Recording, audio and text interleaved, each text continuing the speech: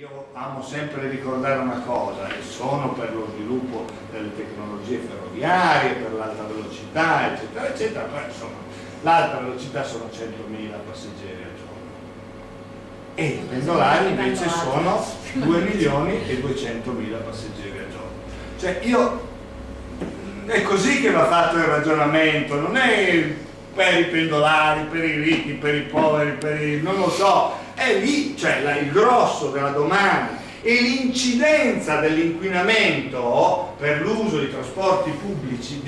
per il non uso di trasporti pubblici, è soprattutto nelle brevi distanze, non è nelle lunghe distanze. È qua che io devo agire, è qua che devo mettere la mia attenzione, la mia ottica, le mie particolarità, la mia idea proprio di tenere assieme il più possibile il sistema dei trasporti. Ma il sistema dei trasporti oggi è profondamente diviso, separato, perché ognuno dei produttori, dei fornitori di servizi si sente diverso dall'altro fornitore, ed il motivo per cui noi non abbiamo la tariffa unica è questo qua, perché tu vuoi tenerti oltre ai contributi pubblici e gestirti direttamente i ricavi della tariffa. Stessa cosa vuol fare Trenitalia, e nessuno dei due che dovreste fare lo stesso servizio vuole rischiare di perdere 50 centesimi rispetto all'uno o rispetto all'altro. E quindi l'amico di Legambiente diceva: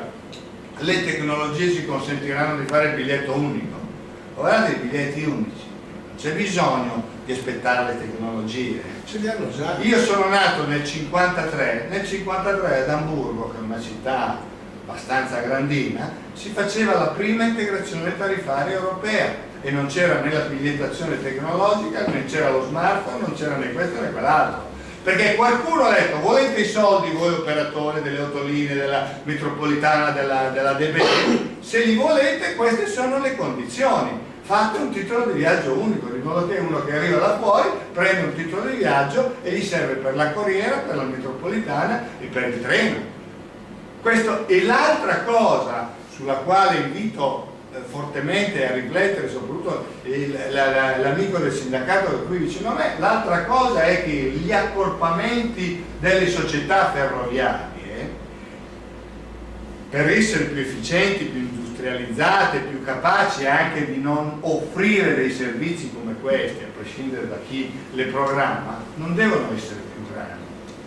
devono essere più efficienti, che è un'altra cosa. Non solo, ma se vogliamo vedere, e lui lo sa, paradossalmente adesso in Italia ci sono delle diseconomie di scala, cioè le aziende più grosse sono quelle più antieconomiche, vedi ATA, vedi le nostre ferrovie dello Stato, e quelle più piccole sono le più economiche. Questo è il punto. Vedete Genova, vedete Firenze, vedete la stessa vostra società di Venezia. Le grandi aziende europee efficienti sono nate a valle di un processo di liberalizzazione. Ma se noi consentiamo oggi di fare questi accorpamenti a monte di una regola che non è mai stata riformata, perché siamo qui da 15-20 anni con la 277 lì di Burlando e via discorrendo, incapaci di avere un orientamento legislativo che ci dà la possibilità di poter affrontare il problema dei trasporti. E infatti il problema dei trasporti gestito così malamente e da un assessore che si può permettere di fare bretelle dappertutto, perché oggi la scommessa, il sistema ferroviario è l'ultima cosa a cui pensare, perché quello è delegato a Moretti per tutte le altre regioni che fanno questi grandi accorpamenti. Gli assessori regionali sono i gestori degli investimenti e del credito per fare delle opere inutili che sono le grandi strade e continuare nel consumo di suolo, che significa, come diceva lui, non credere strategicamente alla possibilità di fare qualcosa per il trasporto collettivo, perché delle due è l'una, cioè di strade ce n'è già che bastano e avanzano. La competitività delle imprese non dipende dalla velocità delle merci, non dipende dalla velocità. In Corea si cresceva al 16% di ritmo, di trend di crescita, e si andava ai 5-6 all'ora perché di strade non ce n'era, ma sono cresciuti perché hanno fatto una grande innovazione tecnologica. Adesso la velocità delle merci non è più sintomo di competitività, infatti guardate la logistica italiana come è messa in queste condizioni qua, che chi solo fa le strade, poi se voi vi fermate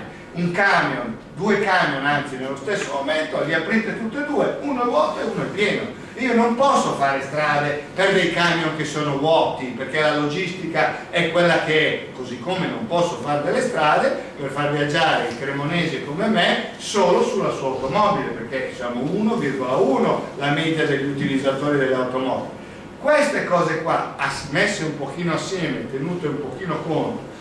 quando ci sono le occasioni buone, le discussioni, i momenti di pianificazione, se venissero fuori, lasciando a casa i campanilismi, i provincialismi, insomma quelli che ci hanno portato ad avere 100 aeroporti, di cui 40 aperti sotto il profilo commerciale, che sono il quintuplo in più del volume dei passeggeri che abbiamo, o i 100 porti che abbiamo, che alla fine tutti assieme non fanno neanche quello di Rotterdam. Questa serietà qua da parte delle amministrazioni comunali, qualche volta di rinunciare a una propria prerogativa, una propria pressione della bretella o dell'interporto e via discorrendo, ma invece di guardare un pochino più in là, come fanno, senza bisogno di sentire Legambiente o sentire il sindacato, a guardare un pochino alle esperienze straniere, perché qualcuno di noi ci sarà sempre capitato di fare un giro da qualche parte, e lì si vede insomma come le cose sono completamente, radicalmente impostate in modo diverso. Però c'è bisogno che ognuno faccia le sue cose, mentre invece Moretti, e concludo su questo, oltre che fare il capo delle ferrovie, fa anche il capo di fatto del Ministero dei Trasporti, per cui spiega lui al Ministro che cosa deve fare, e questo è sbagliato, come quando l'Alitalia lo spiegava ai ministri e ai capi di governo. Infatti abbiamo visto i risultati, anziché tenere separate e distinte le responsabilità, abbiamo fatto una cosa che adesso stiamo pagando tutti gli errori che abbiamo fatto. Concludo su Moretti, adesso c'è i cittadini che non ne possono più del sindaco che fa il sindaco per 14 anni consecutivo, del politico che vive di politica, però anche un manager che ha 30 anni nella stessa azienda, guardate che c'è un problema, si apre un problema, al di là della valutazione dei meriti, dei risultati, sui quali secondo me ci sarebbe da aprire un capitolo. Certo che se il capitolo e le affermazioni e le non so come dire,